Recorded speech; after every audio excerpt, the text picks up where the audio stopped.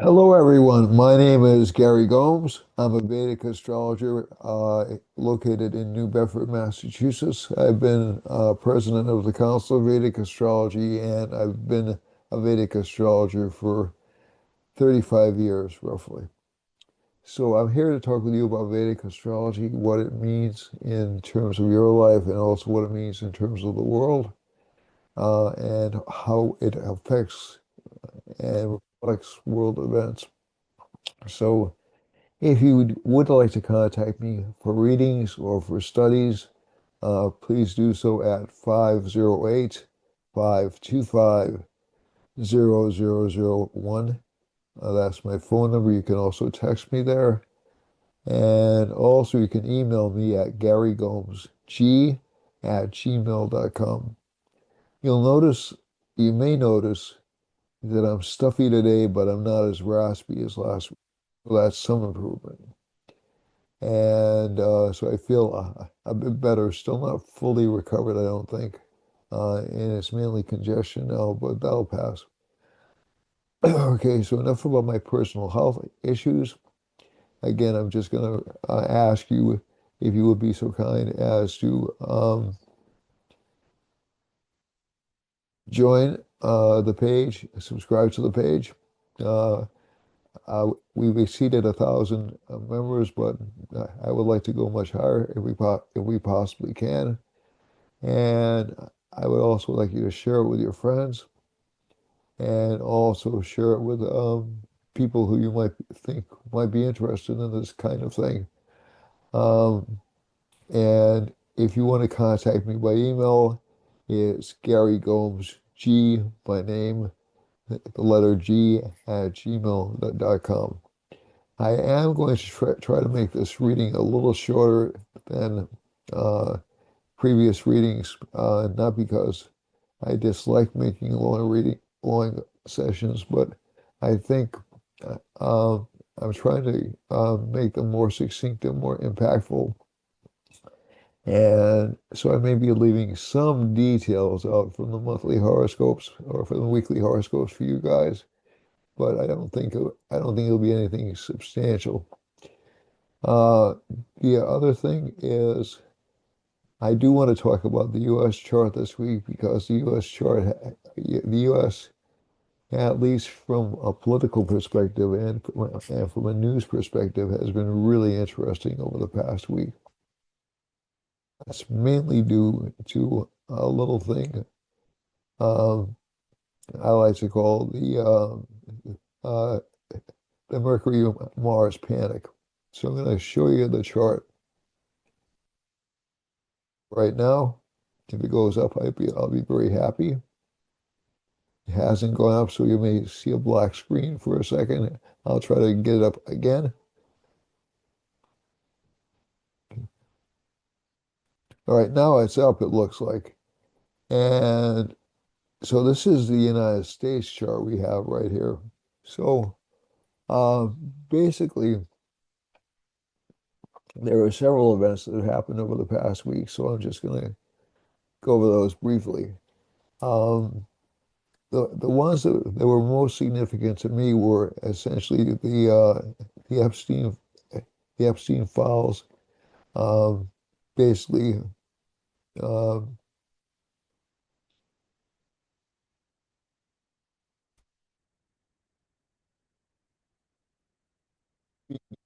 granted access. The Trump administration has 30 days to reveal all its files, and there is some negotiation going on behind the scenes uh, in terms of will they redact, to make the Republicans look better? Will they? But um, but I think by and large, one of the things that I think there was a massive miscalculation, and I'll show you why from the transit chart. Also, uh, I want to look at the major planetary period for the United States right now. And so we'll go back to roughly, um, roughly the election day.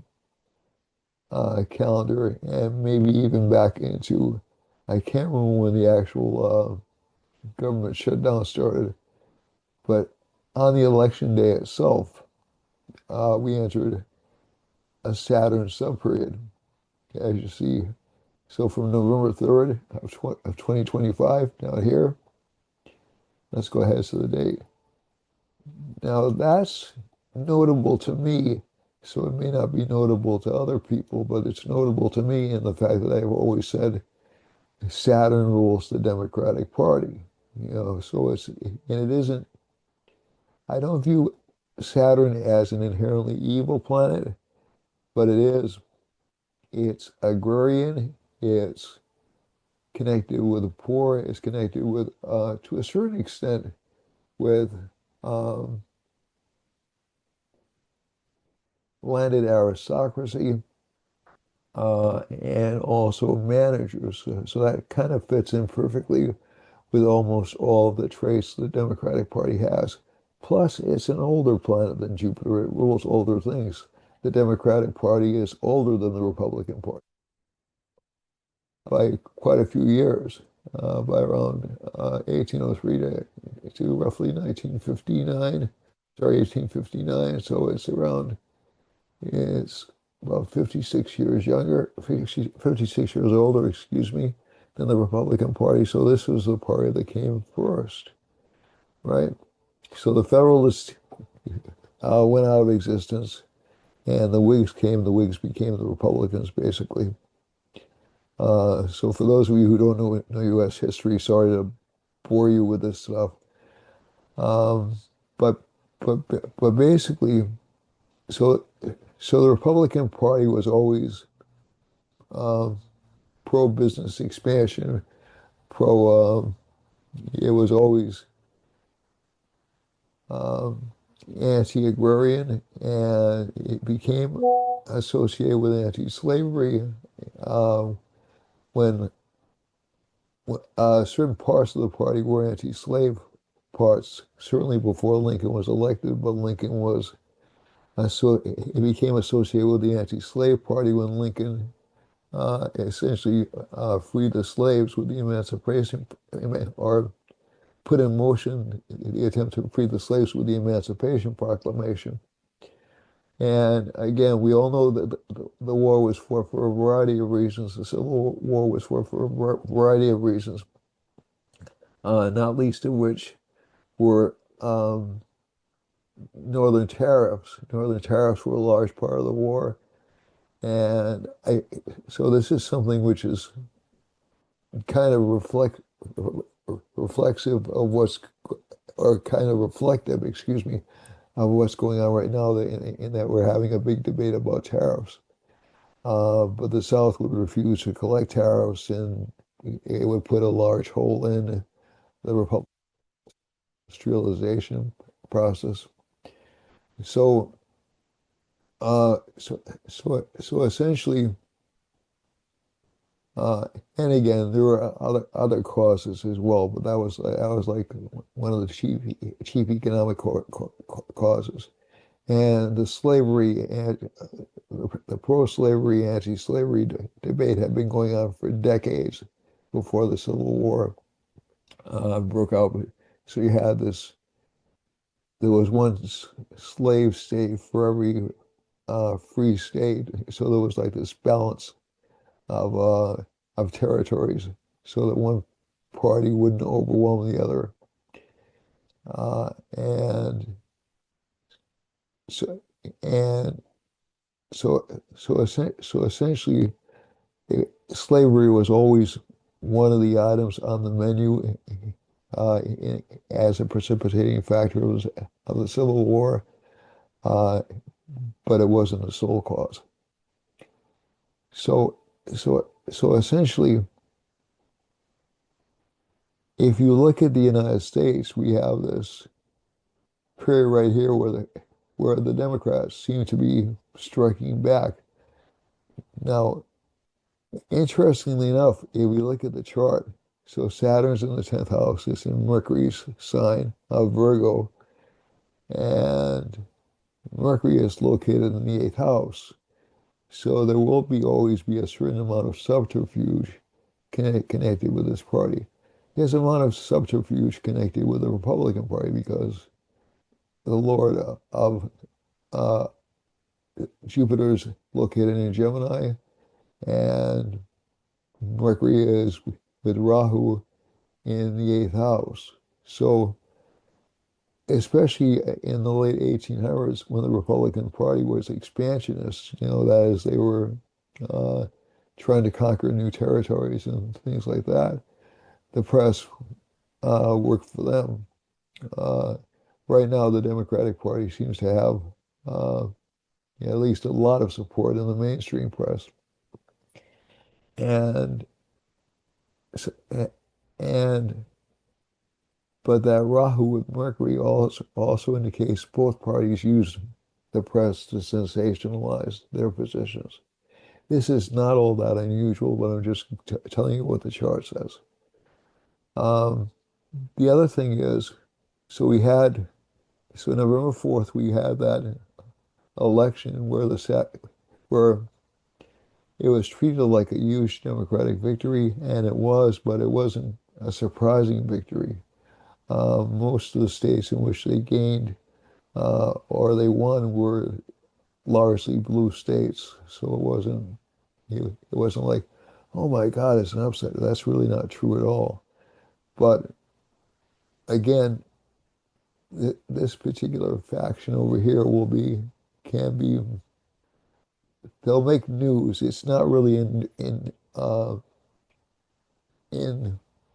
the interest of news media to say, oh, this is pretty much what we expected. Is It's supposed to be a surprise. It's supposed to be a shocker. It's supposed to be a cliffhanger. And I think the United States does that very successfully. Also, the fact that Rahu is with Mercury tends to show there are interests outside of communication which control that particular part of our society. Uh, so news is not meant to inform, it's meant to manipulate, no matter which side of the alley you're on. So, so essentially what happened over the past week or so was there was this, so Trump reversed his position when it looked obvious that he was losing support for keeping the Epstein files um, away. And that was during the K2 subperiod or the Venus subperiod.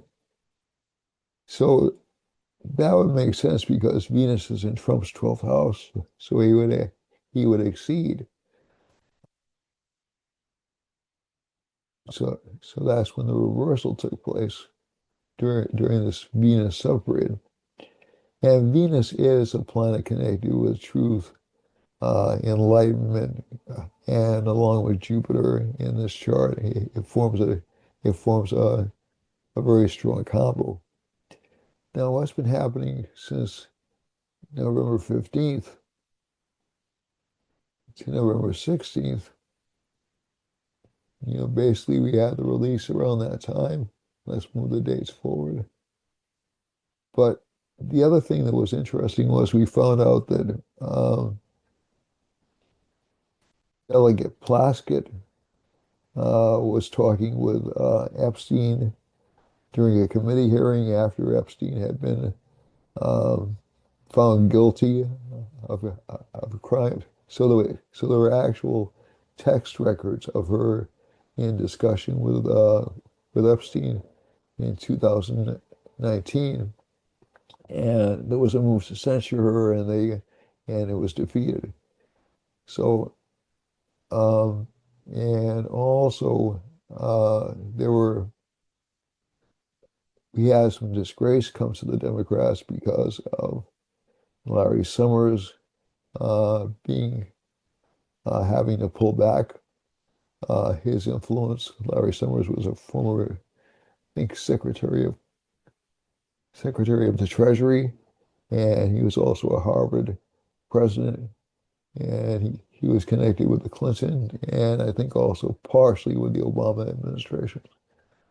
So it's been an interesting week.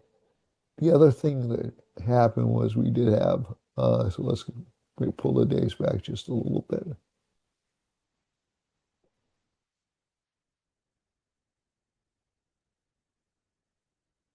The other thing that happened this week was we had uh, a Democratic commercial telling, um,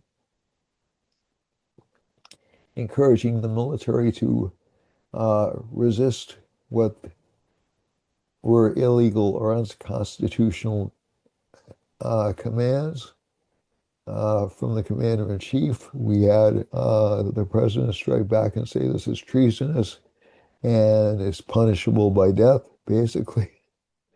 And I'm not laughing at the comment, but I'm just saying I don't think this is something that Trump really meant. You know, but he is a hyperbolic kind of an individual, so it's just going to be like, okay, well, um, and that happened around the, that would have been just in this Mars subperiod over here. So let's go back one day. Yeah. So there was a lot of fighting between, essentially between November 18th and November 19th. And Rahu, right now, there's a lot of panic because of what he said. Okay, so that's the inflammation. Rahu is the panic monger. Uh, it's lasting up until the 23rd. Everybody's calming down. And yesterday we had Marjorie Taylor Greene announced she wasn't going to run for her seat in Georgia because she was afraid she was going to lose. And Trump had already, because she had crossed Trump earlier on, Trump was already backing a challenger to her. So it's been an interesting week. It's been really what I would call a week of fighting and uh, extraordinary political theater going on. So that's why I want to focus on it. Also, I haven't mentioned all the court cases that have been um, decided essentially. So most have been decided in favor of the Democrats. A few have been decided in favor of the Republicans. But I think one of the things we were looking at is you see where this Mercury is right now. Mercury just moved into Libra. So up until yesterday, uh, Mercury was in the same sign with Mars. And as I've told you many times before, Mercury with Mars is sort of it's a nasty combination for political backstabbing, lying, misrepresentation. And that's what we saw over the entire week. Uh, just I did have, excuse me, people call me up just incredibly upset about the way things weren't evolving the way they thought they were going to evolve, or logically thought they were going to evolve. And also people being upset about friendships and being upset about relationships, etc., etc. And that's mainly because of this Mercury-Mars conjunction. The other thing is Jupiter also over the past week and a half turned retrograde. So that'll give essentially setbacks towards direct paths of action. And Saturn has been retrograde, but it's slowing down because it's about to go direct. So Mercury is starting to slow down just a little bit, but Saturn is really starting to slow down because Saturn takes more time to come out of retrogression or moving backwards in the sky as opposed to the sun, as opposed to forwards in the sky as seen from the Earth, because it's a slower moving planet. And the theory behind retrogression, or essentially what they call retrogression retrogression to stationary direct to direct is the stationary direct planets become very powerful. And why is that? Well, it's really pretty simple. It's like let's say you're you're moving at a fast clip, and all of a sudden you can slow down and see what's in front of you, and you're able to fix your gaze on what's in front of you. That's what happens when a retrograde planet, from the perspective of the Earth, seems to turn around and go direct. So essentially, a longer stare is maintained. You can recognize the obstacles or the opportunities much more clearly. And interestingly enough, Jupiter's aspecting that Saturn right now, and that stationary, and Jupiter just left a stationary direct position to go retrograde, and Saturn's about to move from a stationary direct position to go, or from a retrograde position to go direct. So essentially, what does that mean to people in the world? Well, basically, one of the things that's happening is Saturn will tend to slow down the economy a little bit. So that this has been coming for a couple of months. But basically, there have been real estate prices collapsing, or not collapsing, or real estate foreclosures increasing in various states. And lenders have become more cautious because of that. So um, people may see credit cards canceled if they seem to be overextended. People may find more difficulty selling houses over the next few months, and that's mainly because of that Saturn retrograde. Okay. Now, for things in which you're investing in long term, so in general, I've been saying it's not a good time to buy things over the past few months. That's one of the reasons I've been saying that. And essentially, what it does to politics is, because Saturn is retrograde, it's making us much more paranoid about our opponents. And this is especially true uh, with the Democrats. So there was essentially,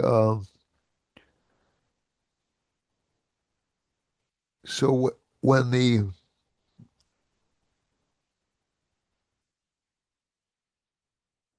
extension was passed, which is only going to last for until January 30th, if I recall correctly. So the continuing resolution was passed. A lot of Democrats looked and said, "Well, this is a betrayal. And they wanted to hurt the people who went against them." Jupiter retrograde affected the Republicans as well, because essentially you had the party bucking its leader in um, bringing the Epstein files to the public. So both parties are experiencing some internal strife based upon their assumptions. Interestingly enough, the leaders have been talking with each other a little bit more, because the Jupiter retrograde will tend to do that. So you had Mamdani talk with Trump, and so Mamdani says, still think he's a fascist and an authoritarian, but I'll work with him. So so it's so it so it's and Trump said he wished Mamdani the best of luck. So I think that the diplomatic sheen is still there right now, because the Democrats are still diminished in power. although that's slipping away a little bit with the Marjorie Taylor Greene um, vote or departure. Um, but but but basically, both parties are hitting what I would call tipping points in their popular support. The Democrats are still at a 26% approval rating.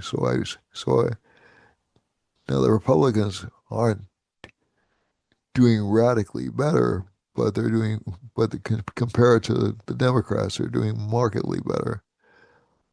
And I think it's mainly because Jupiter is closer to favorable signs. Saturn is not close to a favorable sign. It won't be for another 5 years or so. Now, that doesn't mean a Democrat can't win in 2026 or 2028. But as Saturn moves closer to Aries, it gets weaker. So this is one of the interesting longer term forecasts. I don't think the Democrats are going to recover for about another 5 years, if I'm honest with you. And I think you value me being honest with you. The Republicans are sliding back, but I think by the middle of 2026, you'll see them recover kind of strongly. Now, I could be wrong about this. This is something that I have to be careful about because there could be some kind of scandal connected with the Republicans because we do have K2 in the House of leadership, or there could be some kind of a health problem to President Trump. You know, uh, it- all those things are possibilities from this chart. But but actually, I think at least from the chart we're seeing right now, the one thing I can count on pretty strongly is the economy will start to look a little bit more feeble than it does right now. You will see interest rates drop maybe in December, maybe in January. And also you will see more, unfortunately, more political violence, especially after February, but even before then. And I think one of the other interesting facets that came out is we're learning more about the identity of um, the Trump assassin, uh, the uh, the alleged Trump assassin from July of 2024, and also some more about his background. They are actually finding evidence, um, and also more evidence about previous uh, Democratic administrations. Now, how far those things will go is largely going to be up to the courts. But the next few months could see some reversal in the courts for Republicans because of the Jupiter retrograde. But again, most of what they want to do will probably stay as is because we're entering. But let me just go back to that's a now chart. Let me just go ahead to swap the U.S. chart back again. So between November 26th, I would say, and um,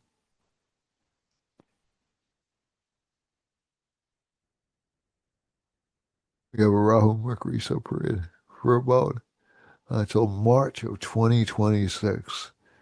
So be prepared to see a lot of lying, a lot of misrepresentation in the press over the next couple of months. I hate to say that, but that's really what I'm seeing. Um, and also misrepresentation from corporate officials. You'll also see some attempts to usurp more power.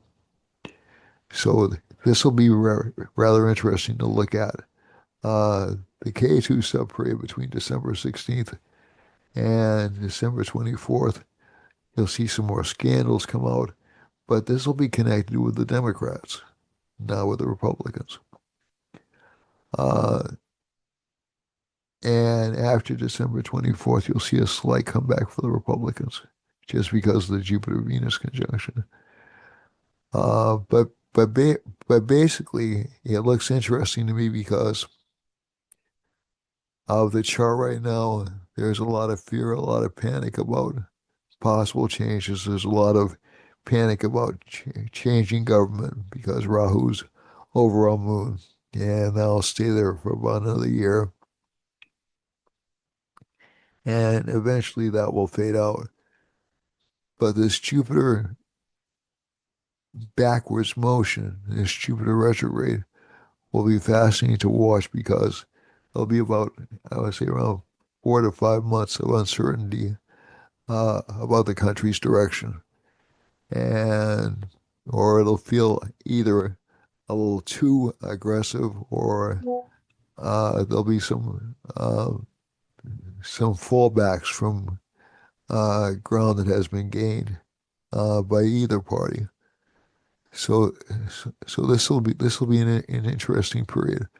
I'm not seeing anything like a dictatorship happening in the U.S. chart.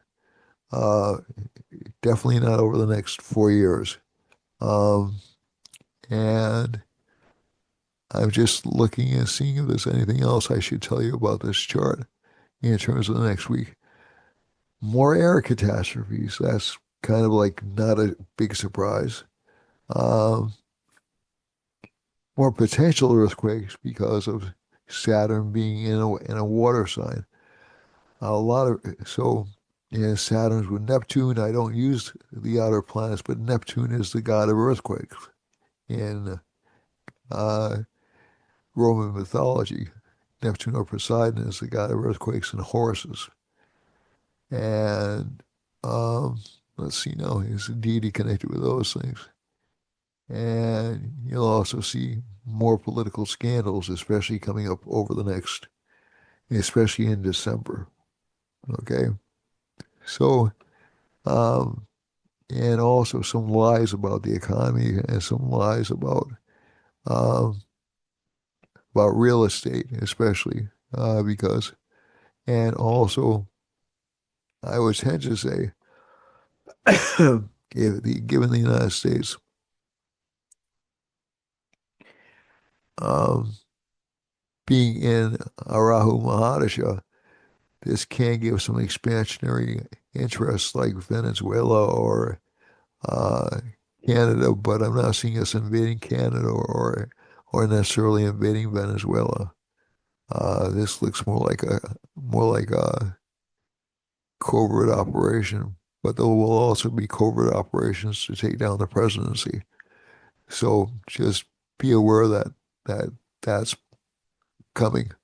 Um, the the six senators uh, um, coming on and telling troops that they shouldn't feel compelled to um, obey um, illegal orders uh, could be setting the groundwork for a coup. So, so that's a little bit. So I'm being overly melodramatic today, but that's how it struck me. Uh, so, so again, people have to be careful what they say, careful what they advocate for, um, or what maybe wise is more of a way to say it because I believe in free speech. I believe in the right of people to express what they want to express. But really, that was extraordinary. I've never seen anything like that um, in my entire life as a United States citizen, and I've been around for 70 years. I did see some similar things happening, um, but on a more individual level, like people resisting the draft in the 1960s. And like I said, this is a period which I think is very similar to the 1960s, early 1970s. So I'll stop it right there. Let me just take a quick look at um, Let's take a look at India. Oh yeah, there was somebody who got into trouble for taking down. These are like little things which may not be particularly relevant but for taking down a group poster because the student council had voted against the group being formed, and the principal looked and said there was no other school district in his state that was allowing student councils to approve or disapprove student organizations. So he just the student who ripped the poster down was suspended. So I think you'll see. So I think what you'll start seeing is this push and pull, this more active push and pull, more publicized push and pull between people on one side of the political fence. And I think the polarization will hit an extreme this summertime, this coming summertime, or actually as early as February. So, now looking at India, India has some problems in terms of its presentation to the world, in terms of speech. Um, K2 is in the second house. That's not necessarily a bad signification by itself. But Mars with K2 there could be some land scandals and some political scandals coming up within the next month or so in India. And let me just look at China quickly. I don't know if I have Germany here. I'm kind of curious as what's happening in Germany. England, I already know there's a large um, movement against the current prime minister. So, and the elections were not good to him. So, and, and some people are seeking uh, his are seeking to unseat him as the party leader. So, but that's a little bit tough to do. Um, all right, so this is China, my China.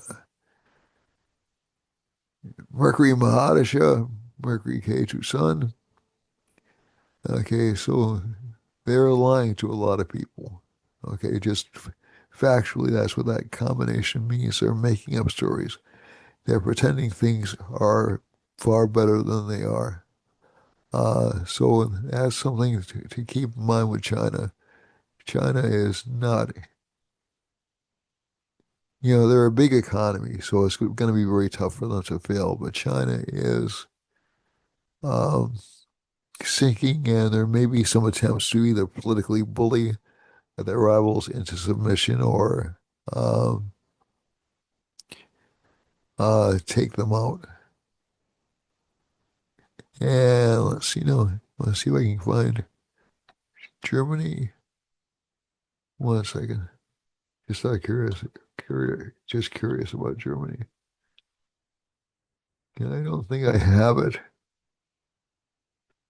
Okay, so West Germany.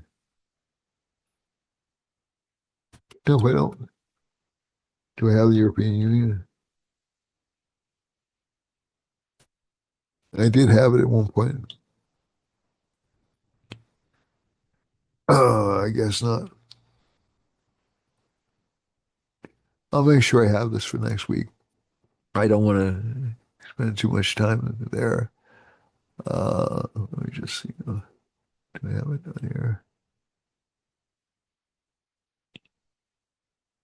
I don't think so. Hold on. Let's see. All right. So we're not going to look all over the place for that. But Europe is in a bit of a mess right now. It's not going to all of a sudden spring back and and restore itself. Uh, one, co- Two countries that are essentially trying to make um, some improvements are Italy and Poland. And I want to look at Iran for just one second.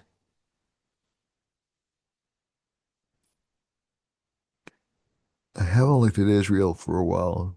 I don't, but I don't think I have it in my database. But,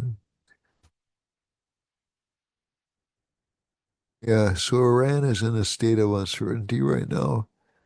Um, at least until November 30th. And it may see some internal strife between November 30th and December 21st. And it's in a Venus subperiod, so there could be some calls for reform in Iran over the next few months. Okay, so but that'll take a little while. That'll probably take until, uh, at least from this chart, February 2nd at the earliest, and probably not completely reformed until, see where the moon is. Moon's in Taurus. Probably not completely reformed until late 2027. And I just want to look at Israel, see if I have Israel. I probably don't. So I apologize for putting you on this path. Israel, I do have Israel. Okay, so this is Israel. Israel has been, okay, so Mars in the 12th house can give a steady state of war. Not always, but it can give a steady state of war. First house Lord is in the third house along with, or he's in the second house along with K2. And so there will be attempts to cover up in Israel's part. And again, probably more attacks starting in uh, early December and proceeding really for about the next couple of months. Will the peace hold? Oh, I want to look at Ukraine and Russia. So for Israel, probably not a stable peace until at least uh,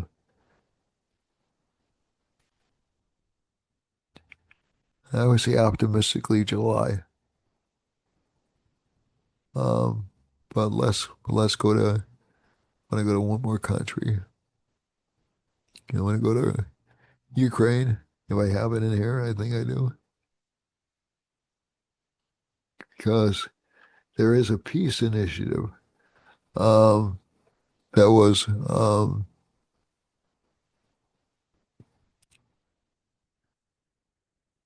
established.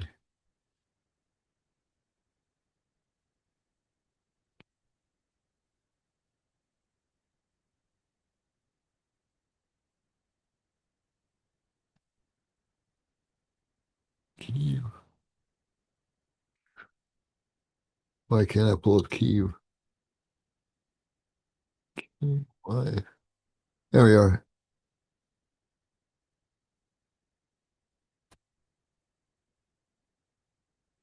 There was a peace initiative that was brokered by the White House, but there's a complaint that it's rewarding aggression.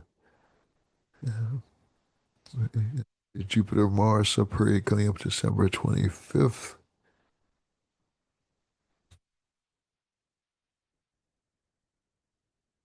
It looks to me like the peace initiative will stick for about, it should stick around December 25th, at least from the chart. I want to look at Russia. Oh, just quickly.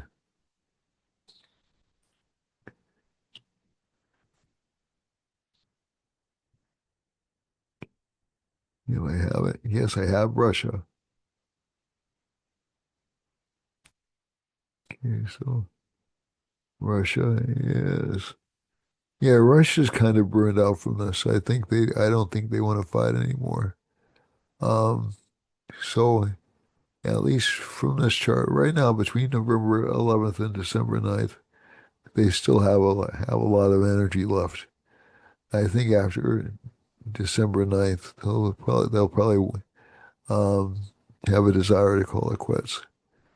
Okay, so I think this will hold at least optimistically. I'm guardedly optimistic that it'll hold. And let's switch back to the main birth chart so I can give you what's going on in your actual horoscopes for this week. Okay? So I'm planning to finish this up by, yeah, it's around 1:34 my time. I'm trying to finish this up by 2 o'clock my time. So we'll see if I can do that. All right. So for Aries, we have um, Saturn in the 12th, a lot of expenses. Jupiter's in the fourth house.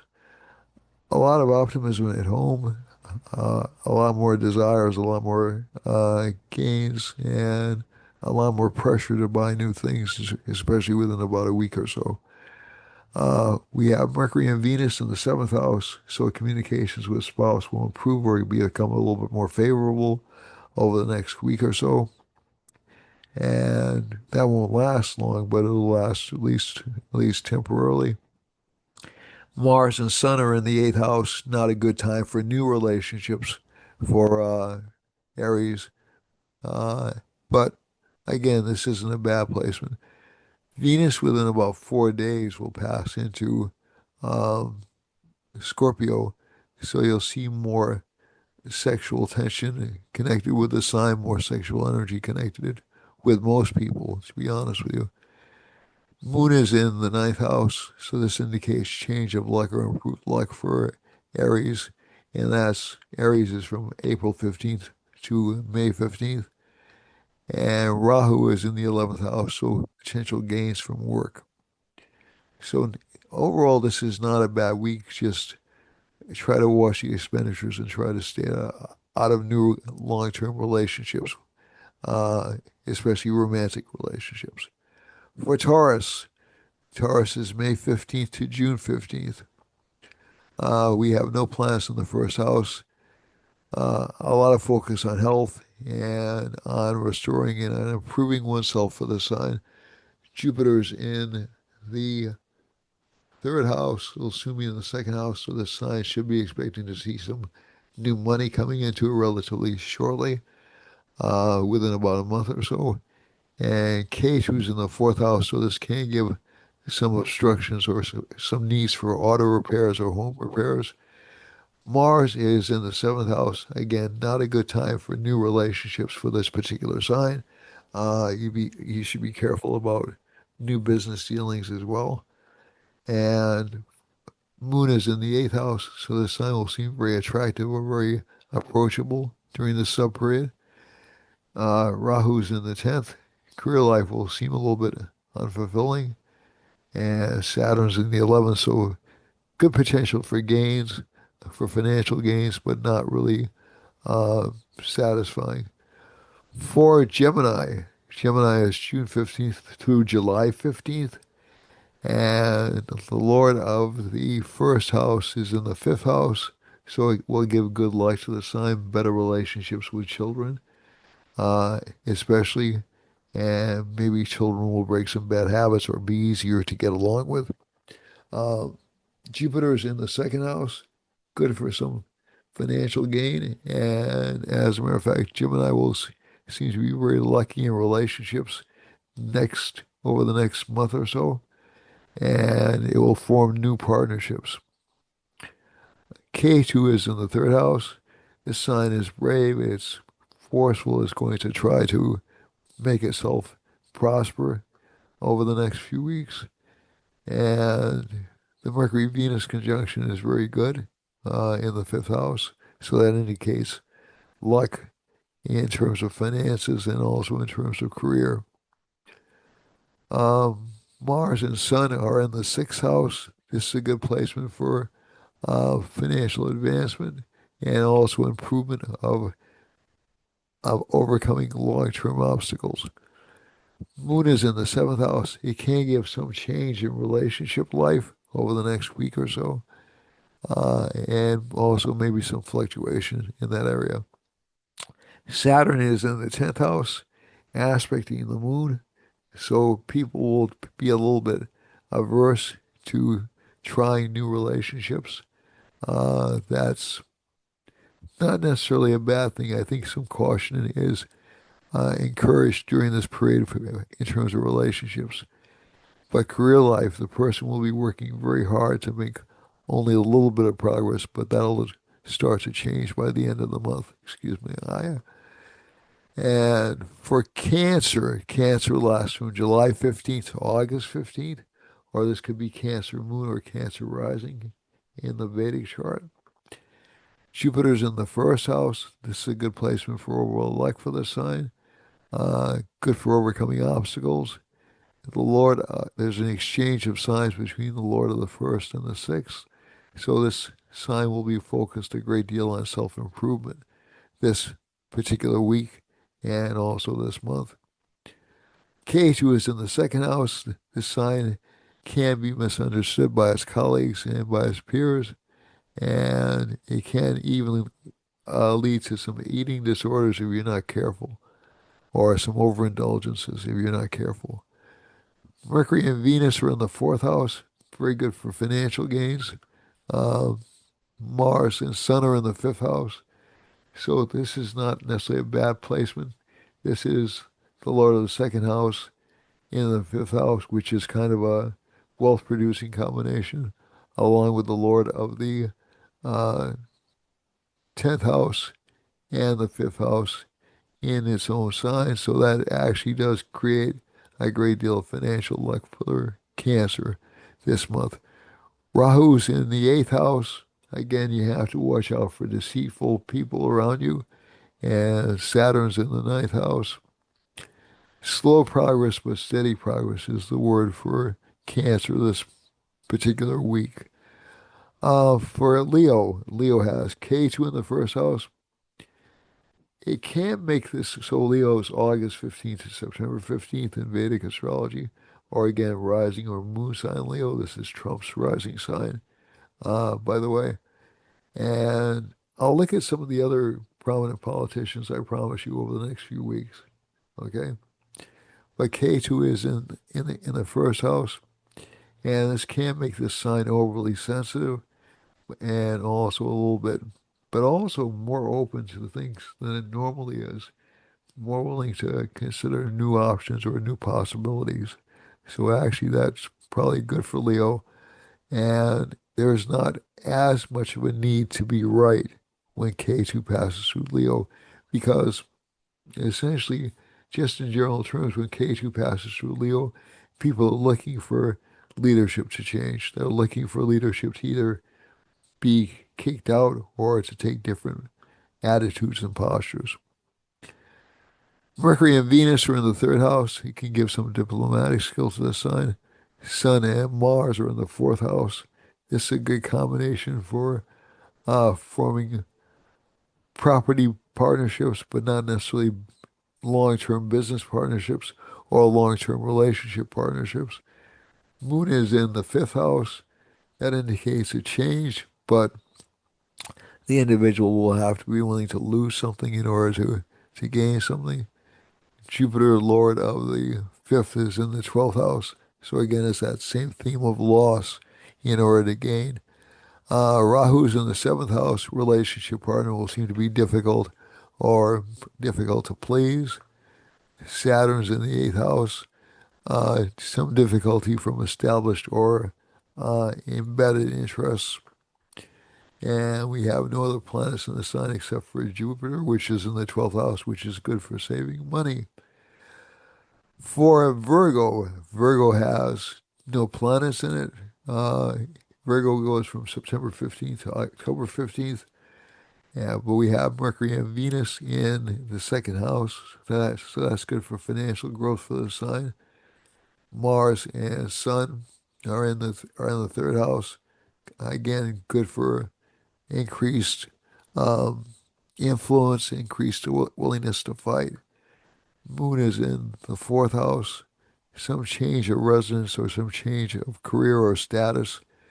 Saturn is in the seventh house. Relationship partners will seem to be a little bit slow or sluggish or resistant to change. Jupiter's in the 11th house. Good for financial gains for Virgo. K2 in the 12th. Good for spiritual life for this sign, but these two don't necessarily contradict. So you can have a period where you're actually making some good money for 1 week, but you also have a lot more interest in spiritual life. That's possible. For a Libra, Libra is October 15th to November 15th, or people with Sun or Moon in Libra, and I'm sorry, people with Moon or Rising sign in Libra, my apologies. And that Mercury Venus is a good conjunction. It combines the Lord of the eighth with the 12th, so it can bring some financial losses, but also some gains of knowledge and some gains of influence. And it also rules the ninth house and the first house. So it actually makes this sign somewhat lucky over the next few weeks. Mars and Sun are in conjunction in the second house. This is a powerful wealth-producing combination.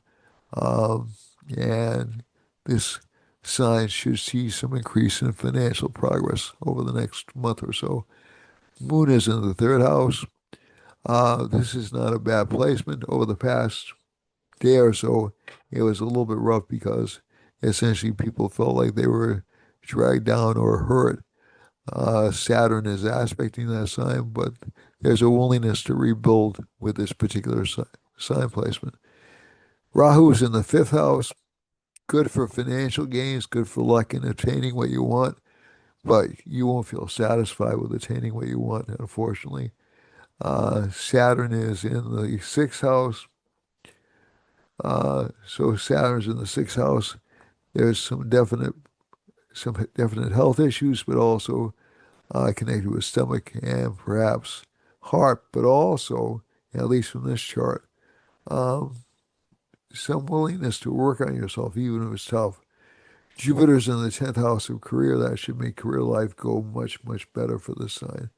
Now, this combination won't come back after about 2 weeks. It won't come back until June, but you'll see um, the seeds of what you're planting now starting to manifest within about 5 months' time. For Scorpio, Scorpio has, this is November 15th to December 15th. Scorpio has Sun and Mars in the first house. That's a powerful combination for financial success and career success. Jupiter's aspecting this particular sign, so that makes it stronger for career life. Moon is in the second house as Lord of the ninth, so it should again be a good month financially for Scorpio. Saturn, Rahu is in the fourth house, so this can indicate some dissatisfaction or a need to renew home or home life. Saturn's in the fifth house. Not a good time for romantic involvements. Focus more on work. Seventh house Lord is um, Venus, located in the 12th house. So this can indicate some financial problems connected with relationship partners. Eighth house Lord is in the 12th house. Good for gain through insight or careful analysis. So this is a good combination for Scorpio. Jupiter in the ninth house, we've already discussed. K2's in the 10th house.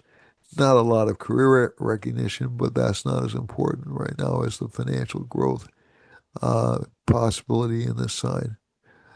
For Sagittarius, Sagittarius has Moon in the first house. So there's a change in direction in this sign. Jupiter's in the uh, eighth house and so this indicates a time of personal transformation for Sagittarius. Um, yeah, Yamagata and Pluto are in the second house, so that does indicate potential for longer term financial gains. Rahu's in the third house, strong desire for this chart, especially in terms of increasing its independence or financial success. Saturn's in the fourth house, aspecting the first house. So over the next couple of years, it will seem like a tough period for Sagittarius because of that Saturn aspect on the first house. It won't always be there. Jupiter is going to be aspecting the first house within a couple of weeks. But again, this sign will feel increased pressure to get things done, to accomplish things. Jupiter in the eighth, new insight into spiritual life or um, metaphysical life. K2's in the ninth. Good luck if you follow your instincts. Not so good if you try to plan things out too carefully. Mercury and Venus are in the 11th house. That's a good combination for financial growth. And Mars and Sun are in the 12th house. Stay out of new long-term relationships. Um, and some expenses because of the government. For Capricorn, that's January 15th to February 15th. We have Moon in the 12th house, and that can give some financial problems because of a relationship partner. And a relationship partner will be overly optimistic because of Jupiter in the seventh house. Rahu's in the second house, so again, strong desire for gain, strong desire for innovation. Saturn is in the third house. This is good for financial growth, but and also determination. Jupiter, we've already spoken about in the seventh house. Good for potentially new business partnerships. And finally, we have Mercury and Venus together in the 10th house of career, good for career growth, and Mars and Sun good in the 11th house for financial growth, especially through property. I didn't mention K2 in the 8th house, so there may be some unexpected drawbacks or flaws in terms of investments.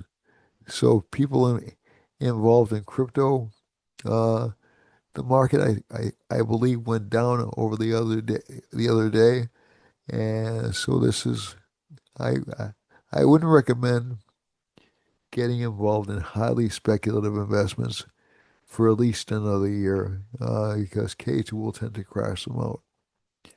Okay, that's just my personal recommendation, not as a financial advisor, but as an astrologer. Um, okay, so let's go to Aquarius. Aquarius is that's February 15th to March 15th. Yep, that's right. And Saturn's in the second house. So Rahu can make the sign very dissatisfied with what it has, even if it has a lot. Saturn's in the second house. It can make this sign feel cut off or financially uh, trapped. Jupiter's in the sixth house. If Jupiter's in the sixth house and it's exalted, good potential for using your own personal skills to overcome obstacles. So put a lot more effort into yourself and you'll be rewarded handsomely. K2's in the seventh house, some disagreements or alienation from a relationship partner. Um, Not really serious, I wouldn't say, but definitely a possibility. Uh, Ninth house has Mercury and Venus in it. That's a great Raj Yoga or special combination for Aquarius rising. It gives luck, wealth, and career success. Um, Mars and Sun are in the 10th house. Good for career success, especially through a relationship partner. Moon is in the 11th house. Good for financial gains for Aquarius this week. For Pisces, last but not least, Pisces has um, Saturn in the first house, so there'll be a lot of pressure on Pisces. Career-wise, it'll feel a lot of pressure, a lot of uh, increased um, responsibility. Rahu's in the 12th house. Again, you have to be careful about spending impulsively, Pisces. And Jupiter's in the fifth house. So that does give good overall luck to this sign. It gives good career luck. It helps out the first house as well. So even though things are tough, you're confident you can succeed. K2 is in the sixth house. You have to watch out for illnesses connected with the stomach and the intestines and also the kidneys. Mercury and Venus are in the eighth house. There can be some urinary or elimination problems for this sign as well. All of that's good. That does indicate good luck in terms of financial gains from unexpected sources. Sun and Mars are in the ninth house. That's good for growth for this particular planet, or for this particular sign, excuse me. And it will bring some extra money in and also some extra financial independence in. Moon is in the 10th house, aspected by Saturn, so there won't be a feeling of a lot of progress this week, maybe towards the end of the week, or early next week. You'll experience some financial growth. Rahu, again, in the 12th house, don't spend a lot. So let's move to the time and space chart. Okay, we're going to expand this. And let's see what we can do.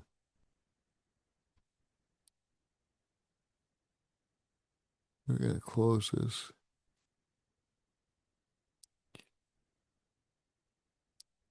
All right, so as I told you before, there are some problems with land and mineral properties in both Hawaii and in Alaska and in Western Canada. Um, there's some potential for land disputes or even violence in Hawaii, to be truthful. Um, but hopefully that doesn't happen. The moon is passing up over Washington State into the central districts in Canada, which are unhappy with the Canadian government. And um, you're also seeing Jupiter going through California. So this indicates new emphasis on court proceedings for those areas of the world, all the way through Nevada up to Montana and into Alberta and Saskatchewan. So you will see increased government control in Mexico, um, and New Mexico, and as far west as Arizona and Utah. So this will be an interesting time and also affecting, but there will be increased financial growth in Arizona and New Mexico and all the way up to Montana and Idaho, excuse me. The sun line is going through Texas, Mexico, and like I said, more government control of those areas. Mars, people in Wisconsin, Indiana, and down, down through Mississippi should probably watch out for increased violence all the way down into Nicaragua. So that's a little bit of a cautionary note, or accidents, or fires. Um, we have a Rahu line passing through, um, looks like Ohio and down into West Virginia and down into Virginia, North Carolina, South Carolina, and Florida. So there can be some governmental scandals or some panics in those parts of the country and up through Canada, also in Cuba as well. So Florida isn't exempt from that, as I said before.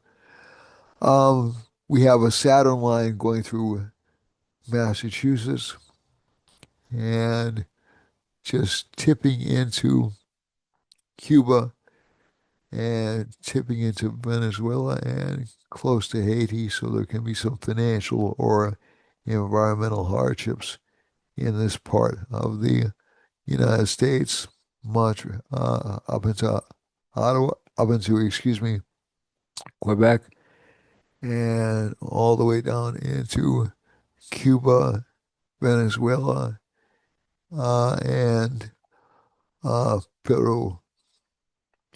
We have a moon line going through Argentina, Paraguay, and Brazil, and also perhaps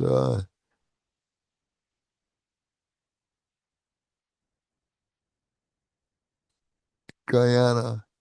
Uh, and but this could also represent flooding or difficult weather, especially in Buenos Aires and all the way up through Guyana. There's a Jupiter line running through Brazil, so Jupiter should be see an expansionary mode, but also more court cases. We have a Sun line passing close to Azores, and a Mercury line and a Venus line passing close to there. So there'll be more government involvement in the Azores, uh, but not necessarily negative government involvement. We have a Mars line running through Ghana and into oh gosh, Morocco and down close, and maybe some disruption or war in close to Nigeria and um, close to Algeria and Libya. Um, France and England and Germany and Sweden are not immune from those phenomena as well. So I don't think it's going to be war, but I think there's going to be a lot of civil unrest in that part of the world. It'll be part of a continuing pattern that we've seen for the past few months, because the people of Europe are not really happy with what's been going on over the past few years. There is a Jupiter line. There will be some more contested elections and also contested um, laws in Turkey, Egypt, and down through Eastern Africa, down through Chad and in Eastern Africa. I believe that's Chad, and also potentially some potential reforms in Saudi Arabia because of that proximity to Saudi Arabia. There aren't a lot of lines between indicating interference with Russia and Ukraine right now. There is, I need to move these bars over. There is a Venus Moon conjunction, a Venus Mercury conjunction happening in Afghanistan, um, and Pakistan, and also in far western India. So what that usually means is we're going to be hearing more reporting out of there, maybe some more stories of floods or economic problems. And the sun line is passing through central India. So we're going to see the government take charge in areas which seem to be getting out of control. Eastern India has a Rahu line going through it, or really quite adjacent to it, and a Mars line. So there can be some kind of a conflict or some kind of a civil unrest happening in that part of the world, over in near Bengal, but also near Ladakh and Bangladesh. And let's see now, there's a Saturn line running through um, Cambodia, Laos, and close to Vietnam. So there should be some economic downturns there, and also through Indonesia. And it also affects China as well and Russia. There's a moon line running through eastern China, down through Borneo, down through Western Australia. Um, Trying to think of how to explain this. This combination will give increased difficulty um, with the economies of that part of the world, and also with the moon, you'll see some increased civil unrest and perhaps potentially hazardous rainfall happening in China, near Taiwan, and Korea looks uninvolved, but Jupiter is running through Japan, which indicates the reassertion of more traditional beliefs for Japan and Australia. And there are Venus and Mercury lines running through Eastern Australia, and that to me indicates again more focus on their economy, more focus on prosperity. And what's this line running through? It looks like a moon line running through New Zealand, so this can indicate another change in government for New Zealand. So that's it for this week. Again, I'm delighted you could join me. Thank you so much for watching. I wish you all a really wonderful Thanksgiving for those of you who celebrate in the United States and in other parts of the world. And for those of you who don't, just have a wonderful week and blessings to you and your families. And I love you all. Thank you very much for watching and have a great week and a great holiday if you celebrate. Bye bye, everyone. I'm going to go to full screen. Bye, everyone. Have a great week. Thanks for watching. Don't forget to ring the bell, subscribe, like, comment, share. It all helps. Thank you, folks.